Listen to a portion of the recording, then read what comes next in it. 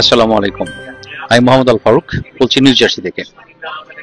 আহ, আসলে এটা কিভাবে এক্সপ্রেস করবো আমি জানি না। 21 তারিখ গতকাল বাংলাদেশ এয়ারফোর্সের যে অ্যাক্সিডেন্ট, সেখানে একজন পাইলট মারা গেছে, একটা প্লেন ধ্বংস হয়েছে, বাট তার সাথে বেশি এতগুলো নিরপরাধ শিশু মারা গিয়েছে, তাদের টিচার এবং স্কুলের অন্যান্য স্টাফ যা মারা গিয়েছে, সেটা অত্যন্ত দুঃখজনক। আসলে একটা মৃত্যুও কাঙ্ক্ষিত নয়, বিশেষ করে এইভাবে। এখন আমি একজন প্রাক্তন ফ্লাইট ইনস্ট্রাক্টর হিসেবে কিছু রেকমেন্ডেশন করতে চাই। তো প্রথমত আপনার আমি রেকমেন্ড করব আমাদের যে ফ্লাইট ট্রেনিং যতগুলো আছে সব ঢাকার বাইরে, জনবহুল এলাকা থেকে বাইরে, যে যেখানে আপনার ঘনবসতি নাই, সেখানে ফ্লাইট ট্রেনিং গুলো হওয়া উচিত। বিশেষ করে আহ, বিশেষ করে না, আসলে যে কোনো ফ্লাইট, বাংলাদেশের যত ট্রেনিং সব ঢাকার বাইরে হওয়া উচিত, যেন এই ধরনের প্রবলেম হলে সেটা সিভিলিয়ান ক্যাজুয়ালিটি না হয়। আর 2 নম্বর, আমি একটা জিনিস ঠিক শিওর না, এটা কি বাংলাদেশের রেগুলেশনের মধ্যে নাই না কি, আমি এটা জানি না। আর সমস্ত ডিটেলস আসলে এখনো আমার কাছে অ্যাভেলেবল না।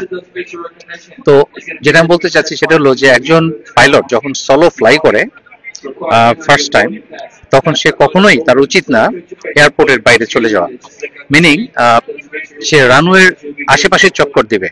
আর আমাদের পাইলট ভাষায়, এভিয়েশন ল্যাঙ্গুয়েজ যেটা বলা হয়, প্যাটার্নে থাকবে। সে সে প্যাটার্নে থাকবে, টেক অফ করবে এবং সে আবার রানওয়েতে ফিরে আসবে, ল্যান্ড করবে, আবার টেক অফ করবে। এইভাবে 3 বার সে টেক অফ ল্যান্ডিং করবে। ফুল স্টপ হতে পারে অথবা টাচ এন্ড গো হতে পারে, এবং তার ইনস্ট্রাক্টর সারাক্ষণ সেখানে তার সাথে যোগাযোগ রাখবে, হতে পারে গ্রাউন্ডে অথবা কন্ট্রোল টাওয়ার থেকেও।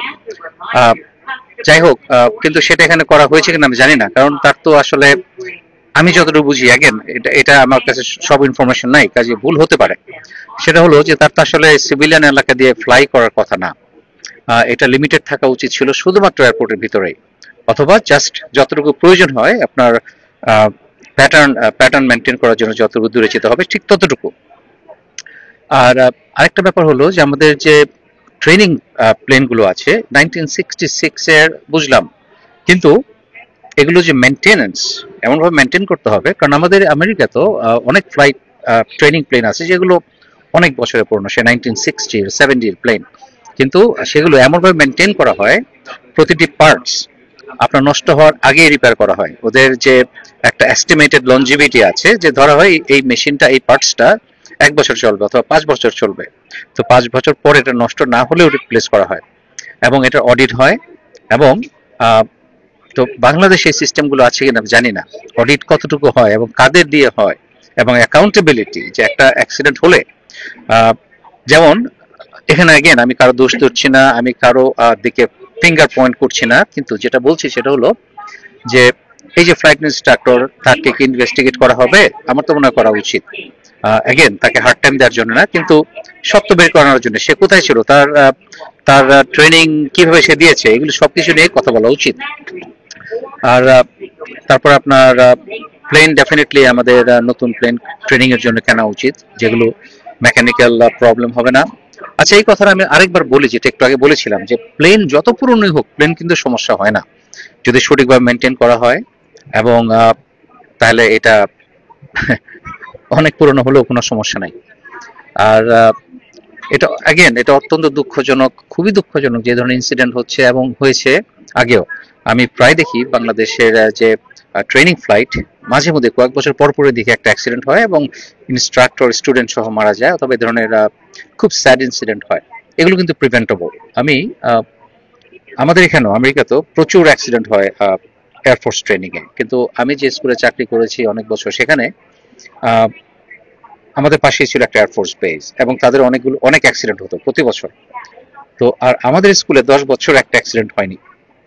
আমরা সিভিলিয়ান পাইলট। তো তখন এয়ারফোর্স আমাদেরকে সাথে কন্ট্যাক্ট করে আমাদের 10 জন টিচার থেকে 4 জনকে চুজ করে তাদের যে ট্রেনিং, ইনিশিয়াল ট্রেনিং, সেটা আমাদের কাছে কন্ট্রাক্টে দিয়ে দেয়, এবং আলহামদুলিল্লাহ আমরা কন্ট্রাক্ট নেওয়ার পর কোনো অ্যাক্সিডেন্ট হয়নি।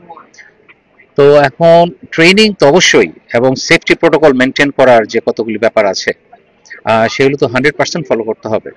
সেটাও একটা পার্ট, অ্যাক্সিডেন্ট প্রিভেন্ট করার সেটাও একটা অংশ। আর আপনার এখন সোলো ফ্লাইটের আসলে ইন্টেনশনটা কি? আপনার যে প্রথম সোলো ফ্লাইট তার কিন্তু মেইন একটাই কারণ, সেটা হলো তার কনফিডেন্স বিল্ড করা।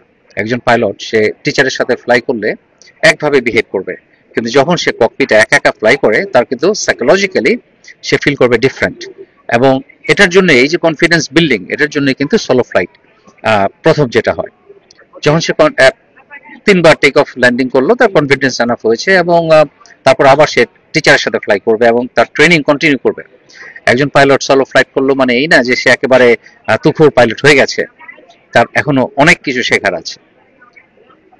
যাই হোক, অত্যন্ত দুঃখজনক বাংলাদেশের এভিয়েশন সেক্টরে, সিভিল এভিয়েশনেও যেরকম অনিয়ম হয়ে এসছে আগে, আশা করি সেগুলো এখন চেঞ্জ হয়ে কারেক্টেড হবে। মানুষের বাংলাদেশে বিমান এবং অন্যান্য এয়ারলাইন্স, শুধু বিমান না, সব সিভিলিয়ান এয়ারলাইন্সের যারা পাইলট আছে, আমি যতটুকু জানি তাদের অনেকেরই লাইসেন্স তারা পেয়েছে ফলস লগ অথবা ট্রেনিং মিথ্যা বলে অনেক কিছু করেছে। এগুলো আমি শুনেছি, আমার কাছে কোনো প্রমাণ নাই। কাজেই ভাববেন না যে আমি কারো খারাপ বলার জন্য অথবা কারো বদনাম করার জন্য, দেশের বদনাম করার জন্য কথাগুলো বলছি। আমি চাই না আমাদের বাংলাদেশে আর এই ধরনের কোনো অ্যাক্সিডেন্ট হোক। অ্যাক্সিডেন্ট হবে, কিন্তু এভাবে সিভিলিয়ান ক্যাজুয়ালিটি যেন না হয়, এবং আমরা সবকিছু করব যেন প্রিভেন্ট করা যায় এই ধরনের অ্যাক্সিডেন্ট, কারণ এর কোনো এক্সকিউজ নাই। অ্যাক্সিডেন্ট, এভিয়েশন অ্যাক্সিডেন্ট বেশিরভাগই প্রিভেন্টেবল। তো যাই হোক, আমি আসলে আরো অনেক কিছু বলতে মন চায়, কিন্তু সেটা বললে দেখা যাবে আমার বাংলাদেশ আসা বন্ধ হয়ে যাবে। আমি সেটা চাই না। আমি চাই না কেউ আমাকে নেগেটিভ ভাবে নিন। আমি চাই দেশের উন্নতি, আমি চাই দেশের সবাই ভালো থাকুন। আমার চারিদিক দেখে আপনার বুঝতে পারছেন আমি একটা এয়ারপোর্টে এবং আমি ট্রাভেল করছি। আর এখন আরো কয়েকটা কথা অ্যাড করি, সেটা হলো যে আমাদের বাংলাদেশে যখনই কোনো একটা ইনসিডেন্ট হয়, দুর্ঘটনা হয়, তখন সেটার জন্য স্পেশাল কমিশন তৈরি করা হয় ইনভেস্টিগেশনের জন্য, এবং সেখানেই আমাদের যারা দায়িত্বে আছেন তাদের কর্তব্য শেষ। কিন্তু আসলে জনগণ হিসেবে আমাদের অধিকার আছে, আমাদের দাবি যেন আমরা সেই ইনভেস্টিগেশনের রেজাল্ট কি হলো, কে কে ইনভেস্টিগেট করেছে, কারা কারা ইনভেস্টিগেশনে ইনভলভ ছিল, সেগুলো আমাদের জানার অধিকার আছে।